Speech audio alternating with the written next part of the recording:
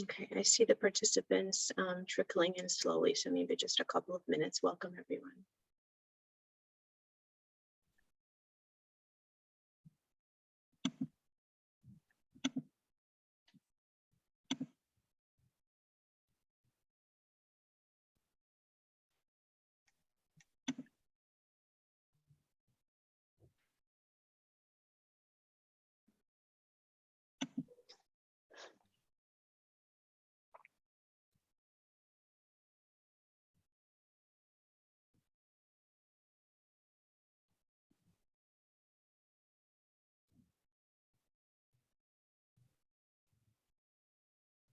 Okay, we'll get started in about a minute. We have quite a few more people registered than I see participants, so I just want to give folks a minute. I know it's lunch hour in the US, and thank you so much. It's getting quite late in Ukraine after your business hours, so I really appreciate the panelists taking the time to speak to us.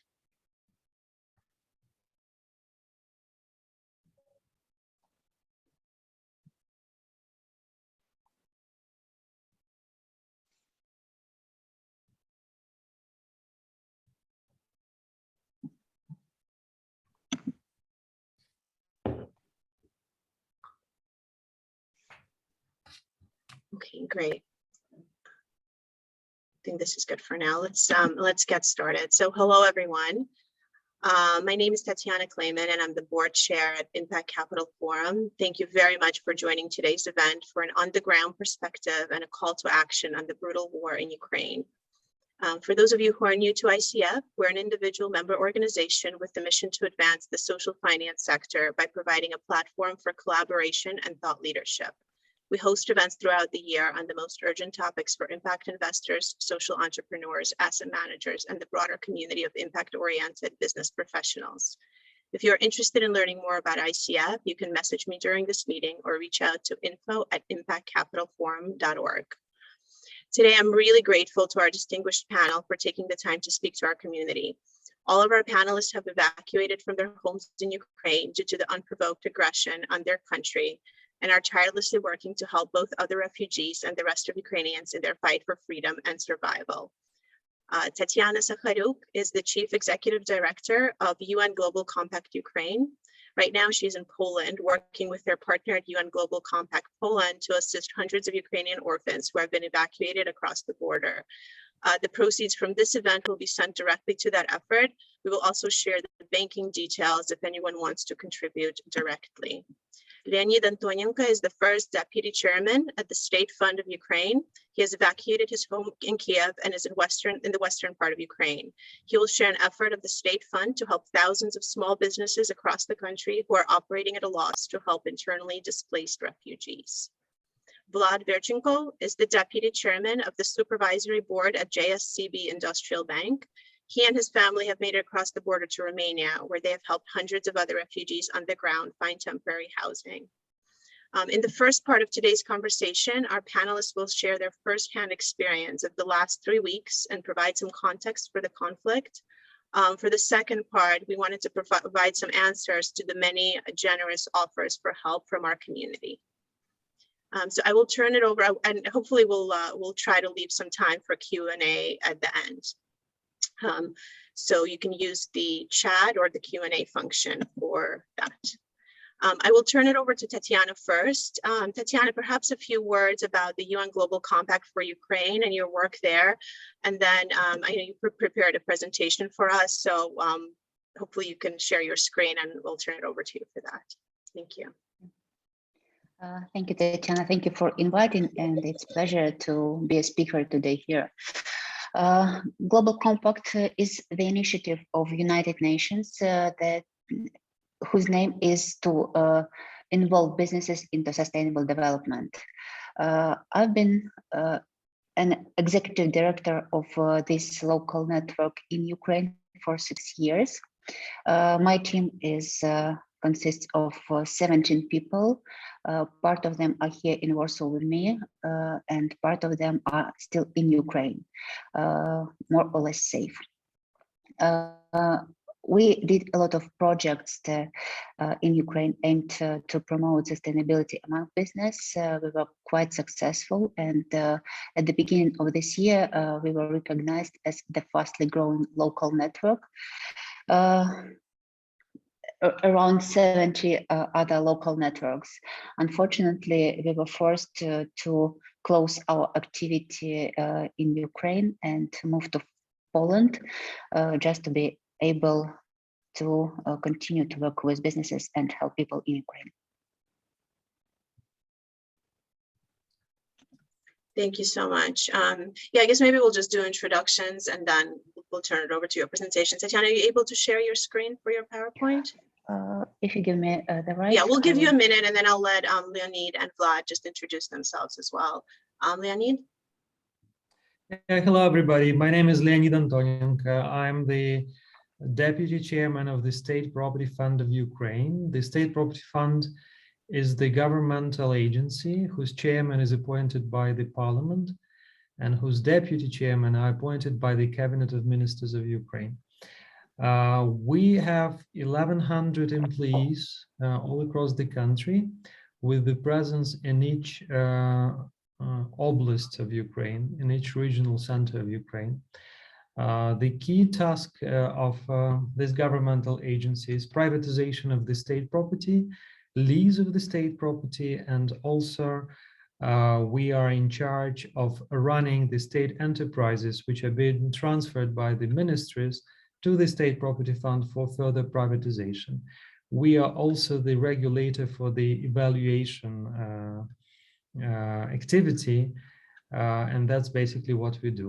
Previously, I was the member of the Kyiv City Council, which is the capital of Ukraine, and I was the chairman of one of the commissions of the City Council, permanent commissions of the City Council.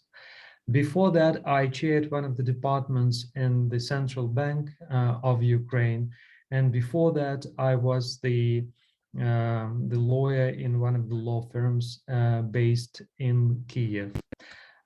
We all fled Kyiv.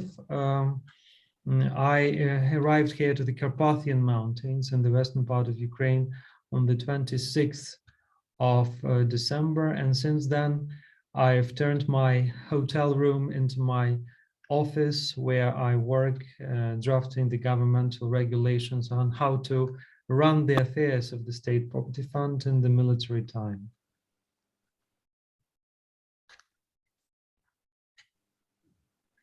Thank you very much, Leonid. Thank you for joining us. Vlad, can I ask you to just briefly introduce yourself and share about your professional background? I think you might be frozen. I think we lost him. I think we'll move on to Tatiana. Kindly prepared a presentation for us. So if you're able to share your screen, please go ahead. If not, I'm happy to do it on my end.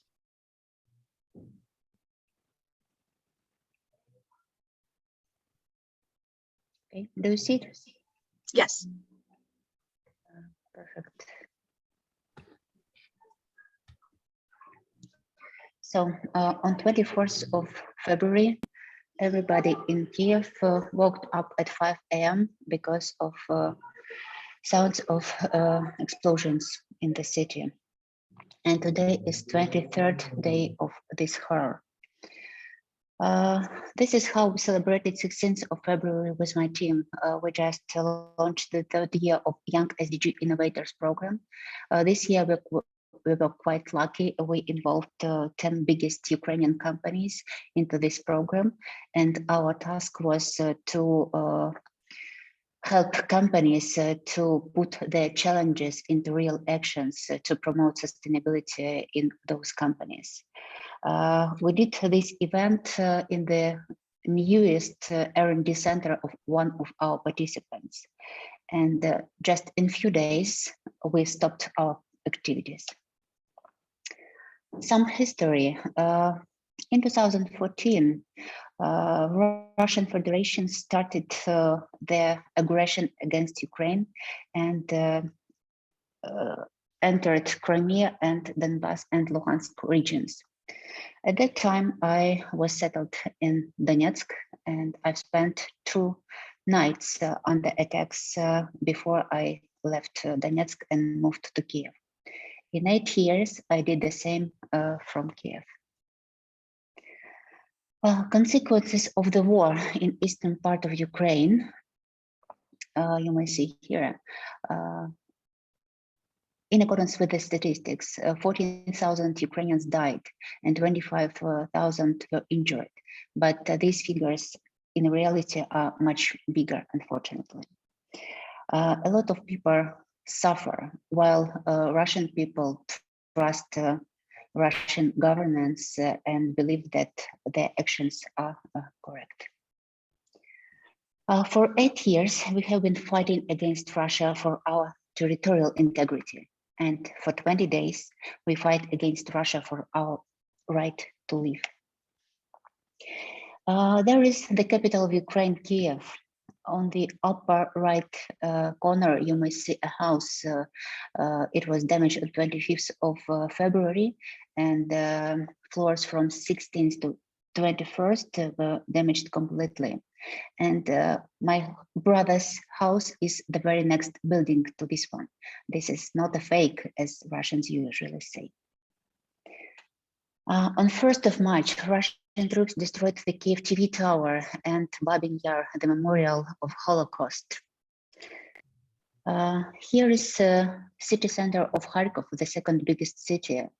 In 2008, band Queen gave their concert to millions of people in Kharkov. And now you may see the total mess in this city. This is the main square of Kharkov.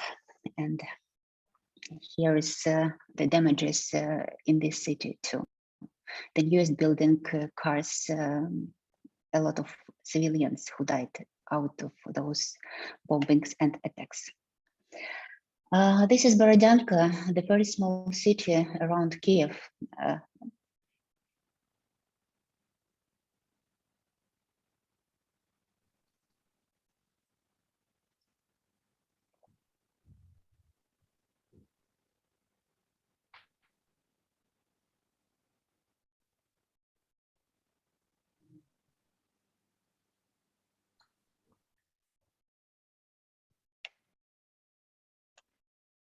And this is Chernihiv.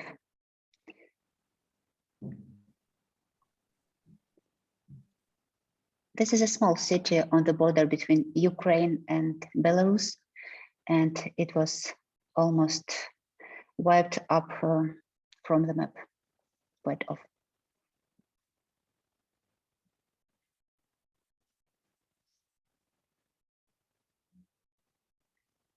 Sorry for this horrors and cruelty, but this is what's going on in my country right now, and how people are died because of air attacks from Russian Federation. This is Irpin, also the very small town nearby Kiev. This is a satellite of Kiev. It was completely damaged when Ukrainian military people tried to help people to evacuate. Russians started to shoot on those who were under humanitarian corridor. They killed 4 people, 1 family with 2 kids, just for their attempt to cross the bridge at the humanitarian corridor. And this is Volnovakha. Russians just wrote in the media that they liberated this town from Ukrainian Nazis, but they didn't mention that Volnovakha was completely destroyed. There is no more Volnovakha on this map.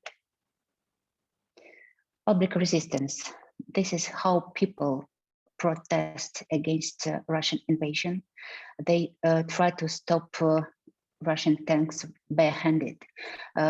Thousands of people are on the streets saying that they are Ukraine and they want to be in Ukraine without Russia. They kill people from authorities. They try to threaten everybody in this country. Unfortunately, not all people survive. And these are millions of Ukrainians who fled the country. UN figures said that there are more than 3 million Ukrainians who fled the country and became refugees. Another 2 million people are internally displaced people. And these pictures are from Mariupol. 90% of this town was completely destroyed by Russian Federation. And this is a maternity house that was attacked several days ago. A lady from the right hand gave birth to a girl, and both of them are alive and safe. But a lady in the left hand died after several days of resistance, and her baby was also dead. The 6-year-old girl died out of dehydration. She was under house attack with her mom. Mom died, and this girl spent several days with her killed mom.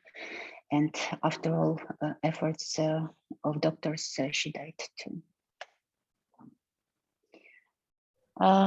This is Chernigiv again, and you may see how people are burned there. But in Mariupol, nobody tried to burn people anymore, just because the number of civilians who died out of war is enormous. Like 20,000 people died only in one city, and there is no capacity to burn them. Journalists are dying because of war. This one is from the United States, but many others also were killed by Russian soldiers. Cultural heritage, museums, churches, youth centers are destroyed. Nuclear disaster. You may remember that a couple of 2 weeks ago, Russians captured the biggest European nuclear plant in Zaporozhye, nuclear plant. People from this plant tried to stop Russian aggression, but after several shootings to the plant, they decided to save the plant and save themselves there. And now this plant is under control of Russian people. Children are born in basements, live in bomb shelters, and die from Russian shellings. There are more than 10,000 children were born in Ukraine during the war started, and more than 100 died, and more than 100 were injured. But these are only official figures. We understand that these figures are much, much bigger in reality. And what about the future?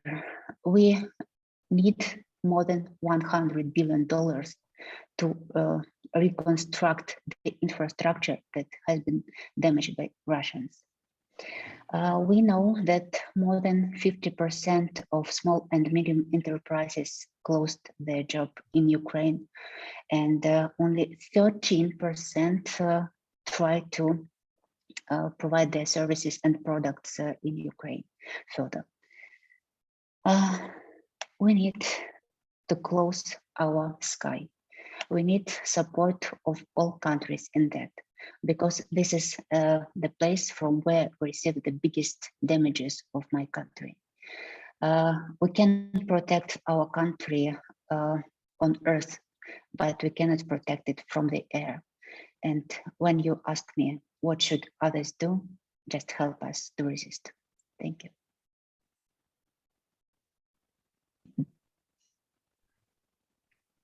Thank you so much for that really moving presentation, Tatiana. I think, you know, we're all seeing the images on the news, but it feels very different when you are hearing it from people on the ground. On a personal note, I have a lot of family in Ukraine, and hearing the same images and words from my aunt this morning, from my father the other day, as you know, as in the newspapers, I think really brings it home to people.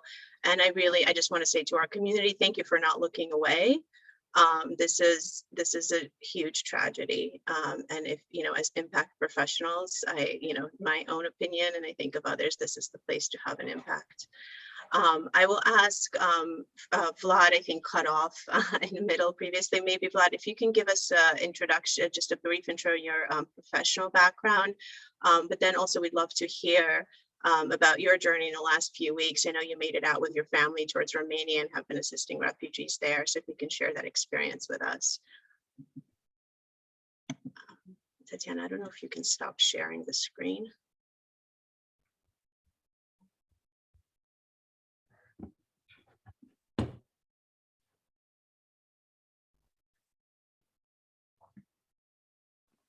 Yes, hi everyone. My name is Vlad Verchenko. Thanks for having me. A little bit about my background. I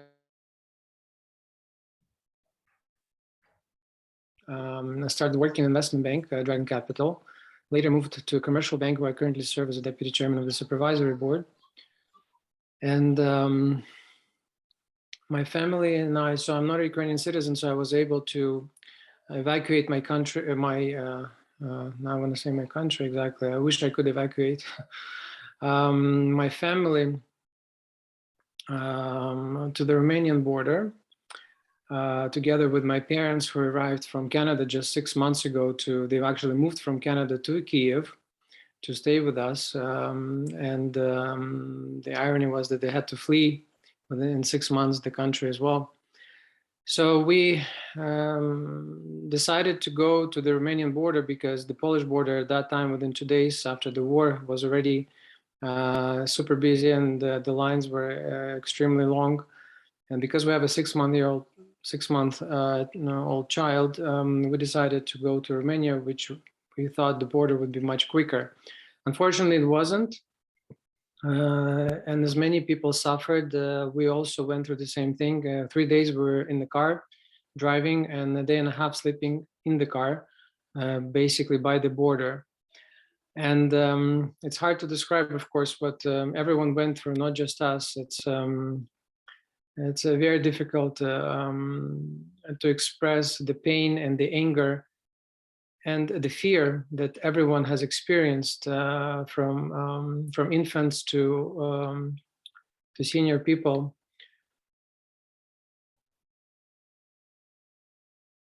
Of Romania, and we witnessed at that time there are 2 corridors to cross the border, one by car, one by foot, and a lot of women with children who were crossing by foot were standing in line for over 5 hours, 6 hours during the night, because at that time the border probably wasn't still prepared to pass such a big inflow of refugees. And once we crossed the border, we went on booking.com, we booked a hotel, and we decided that with my wife that we're gonna stay here and help others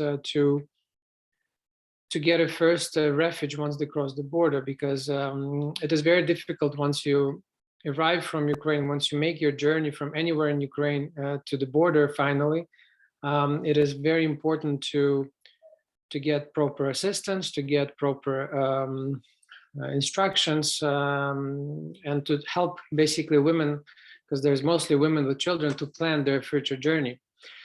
We were very lucky. We don't know how this happened, but we met an amazing owner of a hotel who runs a small hotel on the farm in the suburbs, just 50 kilometers away from the border. And he was very excited to help everyone who was coming their way. So immediately we offered to him that we will book this hotel until the end of March. That was end of February. If he could allow us to host refugees in this hotel for 1 to 3 nights or more, just to give people some rest after such a difficult journey through the border, and help them to get to the destination where they want to go. Not everybody wanted to stay in Romania. And he happily agreed with the help of Tatiana and her husband and Leonid. Quickly we formed a group of sponsors and donors who were able to fund the cost of the hotel. The hotel basically gave us a rate of 12 euros per night per room, which is incredible, basically just to cover the running costs. So from day one, this is what we did until now. We collect people from the border, those that don't have transfers or those that don't have any plans where to go with children, or those that have to wait until they get a transfer to another EU country. We hosted them, we pick them up, we bring them to the hotel, we explain, we give them some ability to basically to come to some sense of normal life. And we understood that, as you know, 3 million women, mostly women with children and elderly, had to flee the country. And Romania, I believe, to this point, received approximately close to 100,000 refugees. So it's not the biggest country that was impacted, like Poland, for instance, but it's still a big flow. And I would say that the authorities are trying their best with logistics, with housing, but of course it's not enough. We mainly see that Romania is used as a transit country for most of our people. And that's why this is where we got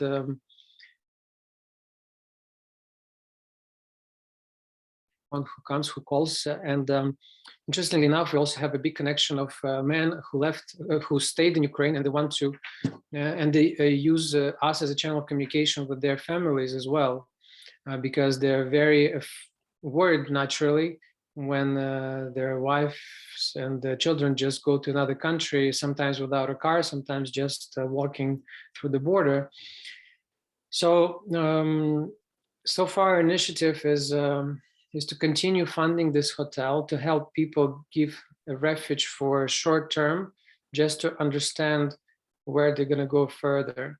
And with the help of our donors and people on board at the hotel, we have now drivers as well that help us bring people from the border. This is what we continue on doing. So maybe for an introduction, this is enough from my side, and then we can cover some other topics. Thank you. Thank you, Vlad, very much. Thank you. Tatiana, can you give us a sense of what you've seen in Poland and how you've been working together with UN Global Compact in Poland? Okay. I just can repeat the Vlad's story. I also spent 3 days in a car trying to cross the border between Ukraine and Poland. I brought 8 other family members with me, mostly my parents, my sister-in-law parents, my kids, her kids, our cats, and the dog. So it was quite difficult to come from normal life to what we received on 24th of February. But I was really lucky to be hosted by a local network, Global Compact Poland. They helped me with accommodation, they met me on the border, and they provided me an office here in Poland. So I brought part of my team here as well, those who were lucky to escape from Ukraine and who reached Warsaw. We tried to help other members of my team to get here too, and we started our activity here. For example, we helped to transfer around 3,000 children from orphanages from Ukraine to Poland. These children are often disabled. Some of them are drug addicted. Some of them have mental diseases. Others just do not have parents. All kinds of children from all over Ukraine came here to Poland, and they definitely need some assistance. The assistance in food, accommodation, assistance in education, and extra curriculum activities as well. So we try to do our best to unite different NGOs, private sector, government to organize normal living of these children in Poland. Also, we have been working with the Ministry of Social Policy of Ukraine to register these kids properly, because when the war started, nobody understood how to do that in a proper way. And we realized that we have more than 2,000 kids in Poland, and our ministry knows nothing about who are those children and how many of them are here. So only this week we started a project aimed to register all kids from orphanages from Ukraine in Poland. And we assist with this registration our ministry as well. So this is the only one part of our job here. Another one is dealing with human trafficking, because many people try to help people on the border, but at the same time, there are a lot of not good people, let's say, who try to use this situation for themselves, and they steal people, they steal their documents, and they put them into slavery. We elaborated a flyer in Ukrainian and in Polish, in Russian, in English, for those who arrive to Poland, just to let people know to whom they may address their requests and their issues, and to whom they shouldn't trust. So this is another area of our activity here in Poland. And another part is we try to register a foundation here in Poland to be able to gather financial and non-financial help from private sector, from NGOs, and send it directly to Ukraine, to those people who are in the most need. As we are as an initiative that unites private sector in Ukraine, we have huge number of companies that have capacity to provide this help or to organize logistic of this help to even the most hottest, to the hottest spots of Ukraine. So we have been waiting for the registration, for the state registration number, and as soon as we get it, we will act even in bigger scale.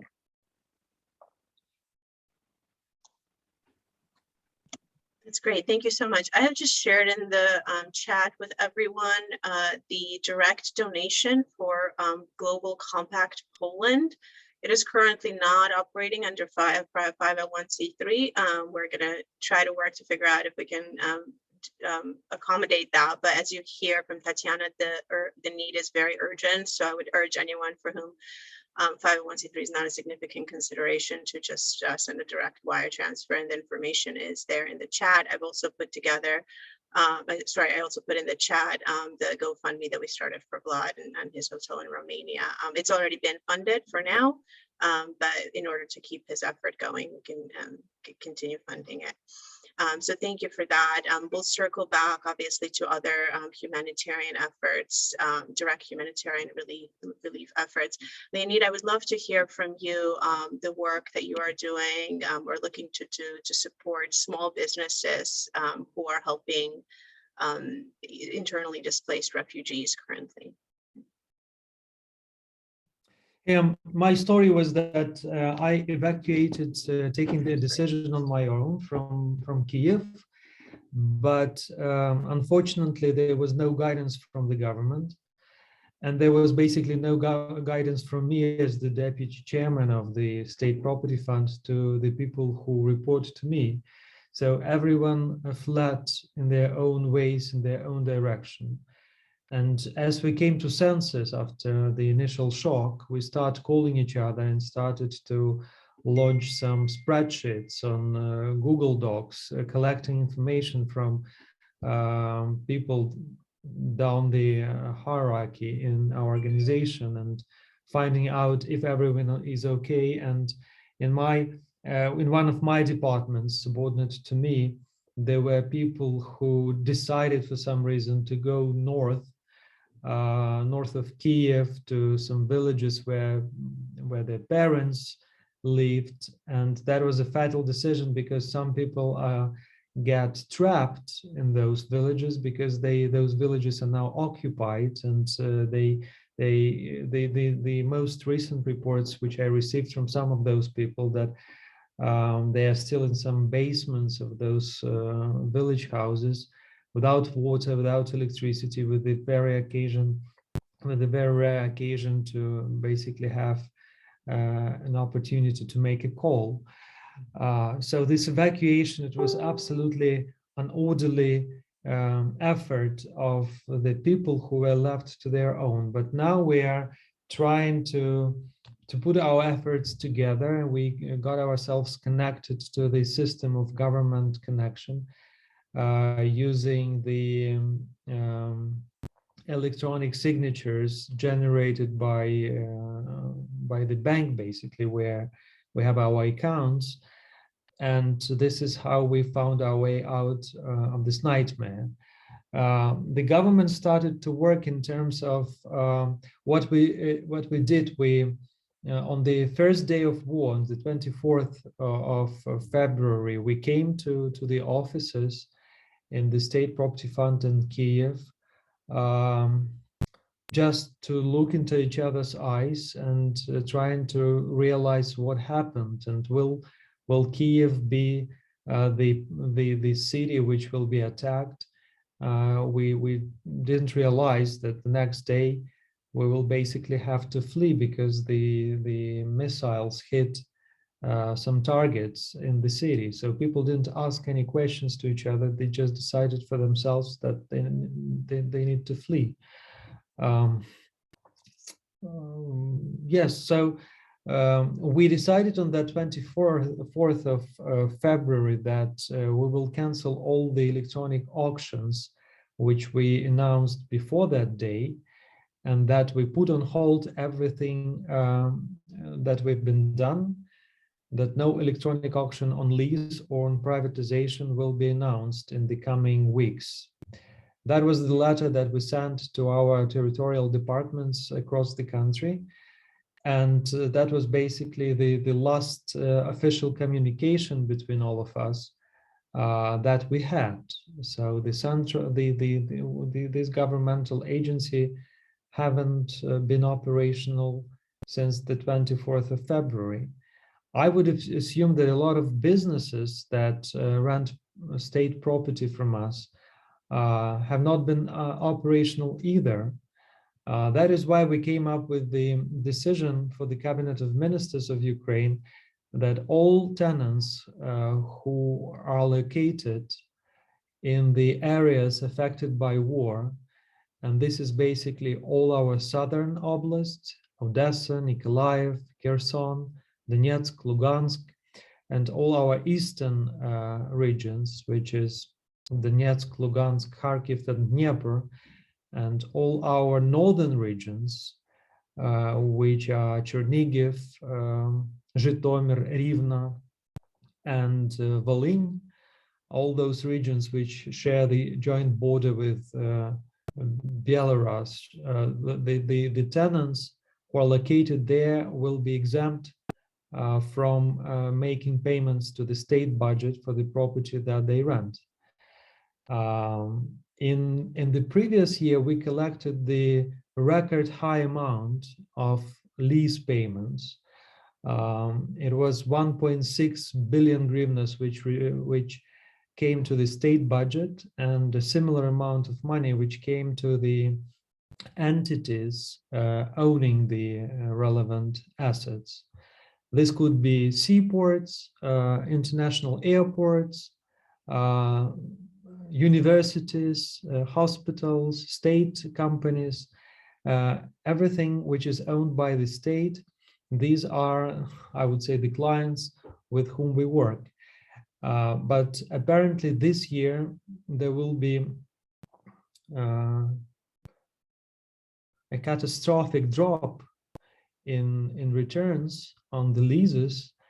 And one thing I said, we exempt all those businesses in those areas, while in the areas of Ukraine, in the western and central part of Ukraine, we offered the businesses the 50% discount. And that was a universal approach to all of them. I received calls from my colleagues and from some representatives of the businesses who said that it might not be fair that this unified approach be applied to everyone, because some businesses, although they're still operational, but the main purpose of their operations is to help refugees. If you run a restaurant or a small cafeteria in the university or in a hospital, you would probably start cooking food for the people who arrive. If you own a restaurant in the city of, if you rent a restaurant in the city of Lviv, let's say, half of your operations could now be dedicated for cooking or preparing food for the territorial defense units, as we call them here. So they said that it is not fair that the government collects 50% of the rent, regardless of the circumstances in which each and every business has now found themselves. That's why I came up with the idea that we could set up a channel through which we exchange information with these businesses. We generally keep 15,000 contracts across the country. Half of those contracts will now be dead because we exempt those people, while other half, it's the contracts which are made in these safe or relatively safe areas of Ukraine. So we want to set up a channel where we would exchange information with these businesses, where they would provide some evidence of their engagement in helping refugees or helping the military or any other form in which people conduct their business in an extraordinary way, in a way which is different from what they did before. And we would aim at collecting money from the people around the globe who would be willing to help those tenants to come up with the donation for them to be able to make this contribution to the state budget and to the state institutions in which those properties are located. 70% of that lease goes to the state budget and 30% go to those governmentally owned institutions. Sometimes it's 50-50. So it is important to support the state budget at this time, because this money will go to the pensions, they will go to the support of our military, they will go to the expenses which are necessary for the state to sustain at this time. And they will also in certain way support the businesses themselves, because if they don't have to pay this rent, they will have more resources for themselves and for those people whom they try to help. So that was my idea, and I would very much appreciate if you guys could come up with your suggestions, what will be the best way to structure this idea for it to become operational. Thank you so much, Leonid. Thank you for sharing that. We have already started the work on our end here. Everyone in the audience, I had a conversation with the attorney this morning to help us potentially structure this vehicle. And anybody in the audience who we're happy to coordinate the donation on our end. And anybody who's interested, please feel free to reach out either through our general information, info@impactcapitalforum.org, or feel free to chat me during this session, and I will connect with you individually. Thank you, Leonid, for this initiative. We do have one question right now, is do you recommend any news sources to follow? I imagine English language in particular. I have my own that I prefer, but I'd love to hear if they're panelists. There's obviously a big, it's a good question. There's obviously a big news and information war going on. We'd like to think that it's, Russia against the world in their information war, but obviously we just want to make sure we have as accurate information as possible. So I would say Kyiv Independent is one. I don't know if our panelists have other news sources that they want to recommend. Is this question to me? Everyone, anyone. Is there particular news if folks want to make sure that they're getting accurate information as to what's going on the ground in Ukraine? Are there news sources that you would recommend following? Well, I'm following since day one.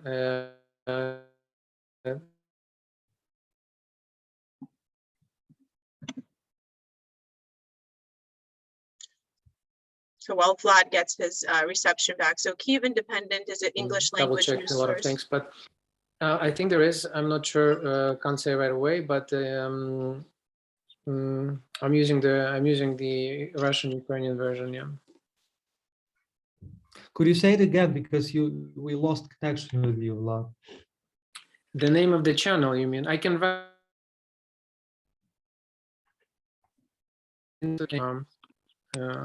tab. Yeah, the connection is a little choppy. Telegram is something that a lot of folks use on the ground. So there's several Telegram channels that people follow as well. So hopefully that answers the question. Feel free to put more questions in the Q&A and we'll ask the panelists. To go back to the big question of how can we help? Tatiana shared obviously the direct work that you're doing with UN Global Compact, and hopefully people can help with that. I've also shared a link to UNHCR, which is the UN Refugee Agency, obviously part of the UN kind of family, and that is through a 501c3 vehicle if folks want to contribute to that. I'm sure many of us have seen, I'm sure many of us have seen multiple lists of NGOs for direct humanitarian relief.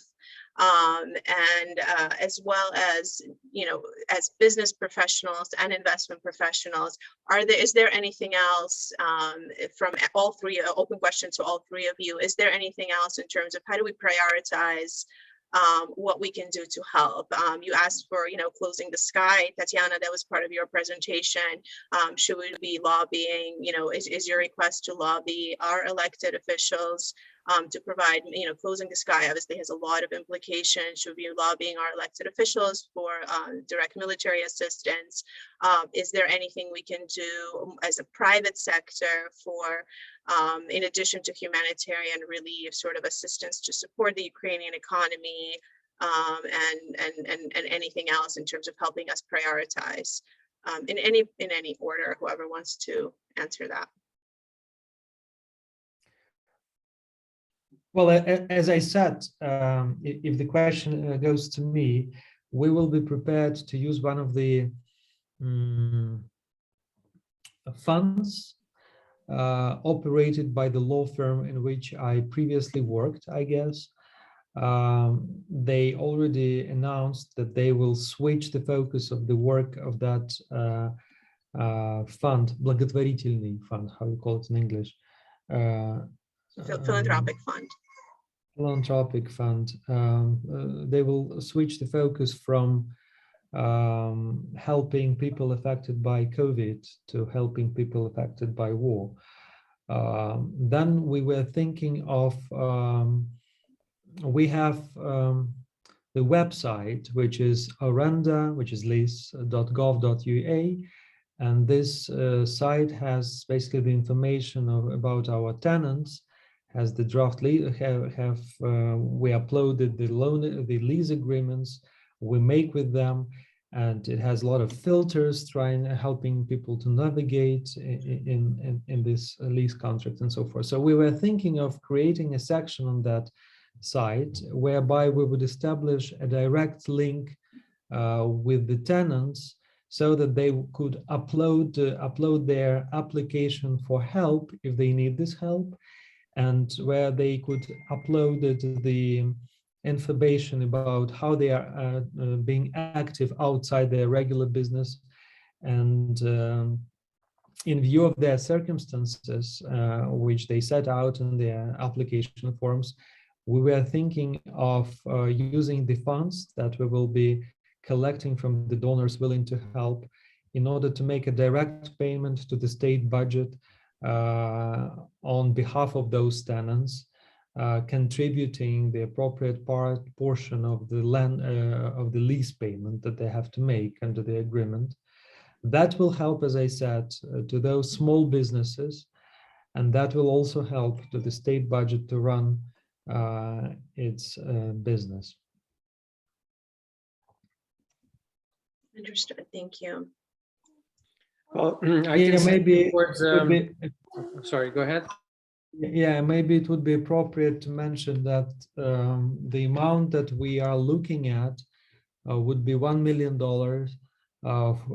for the coming 3 or 4 months, when we believe the country will be able to return to its business interrupted by war. This is our optimistic evaluation, of course, but we hope, we have this glimmer of hope, as I said, that it will work this way. Thank you. Thank you. Vlad? Yes, I just wanted to mention that looking at the micro level, because Leonid and Tatiana obviously cover much more bigger organizations and funds that tackle humanitarian support. I want to bring attention to some issues that we see on the ground with the refugees that have already left Ukraine. We shouldn't lose sight of them. That's important. I cannot right away tell you which vehicle we can use or a structure that is appropriate, but I just want to raise to state the problem that I see a lot of people, especially women, majority are women with children, who end up in various EU countries. Eventually, within a couple of weeks or a month, will not have access to their savings, I guess, or to basically have no money. But those people, they want to work. And as you know, the EU regime allows people who obtain temporary refugee status to obtain employment or to become entrepreneurs. So the idea that ran through my head, and just give you this can be illustrated good on an example.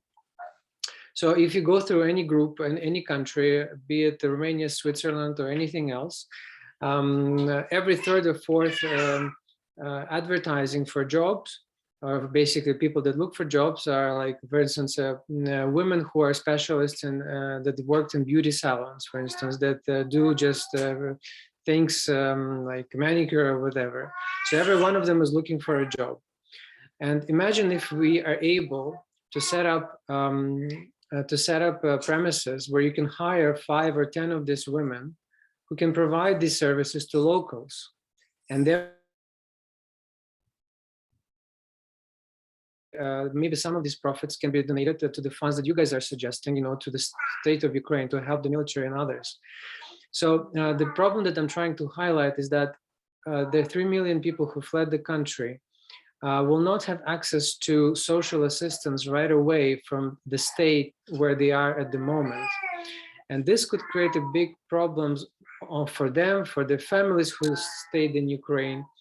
And an idea of there is a reason why EU allowed Ukrainian refugees, temporary refugees, to set up businesses, to become entrepreneurs. So I think this avenue should be explored in more detail and should be supported, because to set up a beauty shop, for instance, you would not need you don't need millions of dollars, but you can create jobs right away for people and have them operated instantly.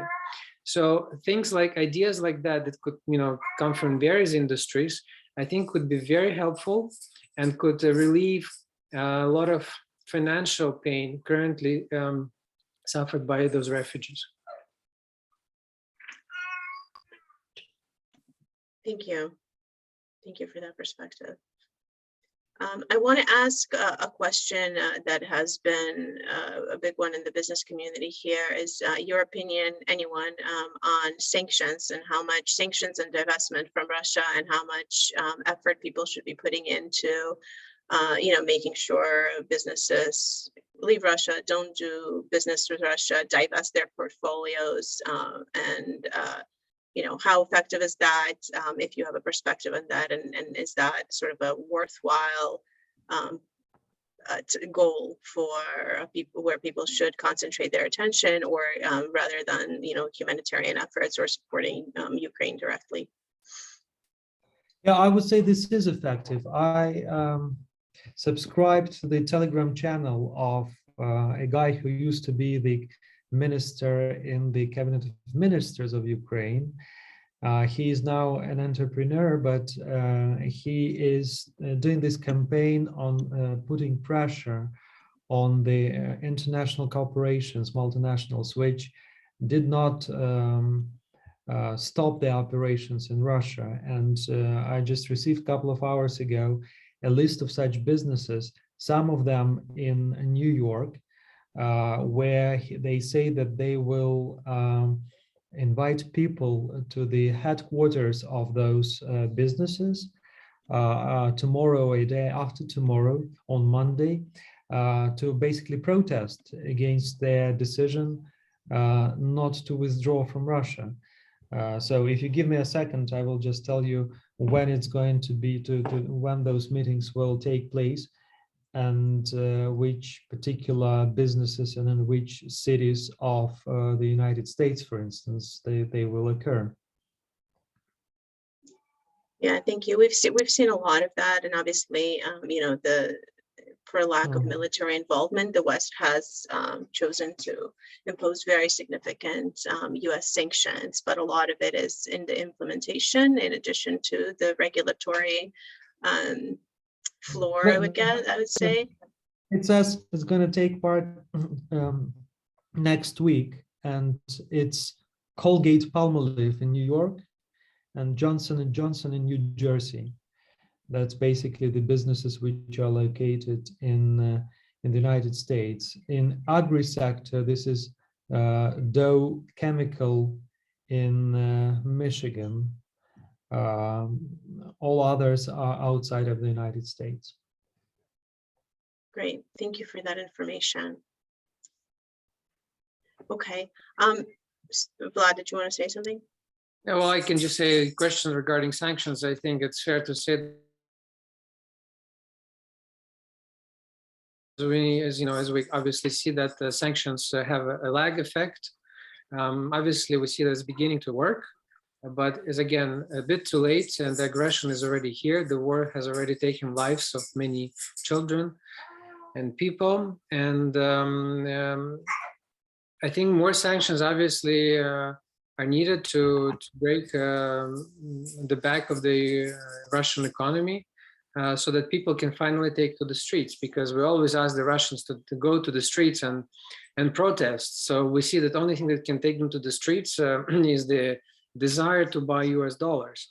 So the worse the economy is, the more people we're probably going to see on the streets. And yes, unfortunately, too late, too little, but we have to keep on pushing. International companies that work in both countries, Ukraine and Russia, like Danone or Nestle, they support military and children in Ukraine, and they pay taxes for which Russians kill Ukrainian people. I believe that this is immoral, and we need to protest against such companies. Great, thank you. Thank you so much for all of your perspectives. I will be respectful of your time, as well as our audience. Thank you so much. My heart goes out to each one of you individually, your families, your friends, your loved ones, and the entire country. I am in as much disbelief, I guess, as anyone else. We will do whatever we can on our end to continue helping. And please stay in touch. Thank you, Tatiana, for inviting us and for this opportunity to speak out. this is really useful. And if as a result, we will be able to help someone, even if it's going to be a little that we can do, I would be happy, and I really appreciate. Yes. Thank you for having us, Tatiana. Thank you. Thank you very much. Thank you. All right. Have a great night. Have a good night. Have a safe night. Yeah, Thank we you. have 7 p.m. here. So Yes. thank you. Bye-bye. Okay. Bye. Bye-bye. Bye-bye.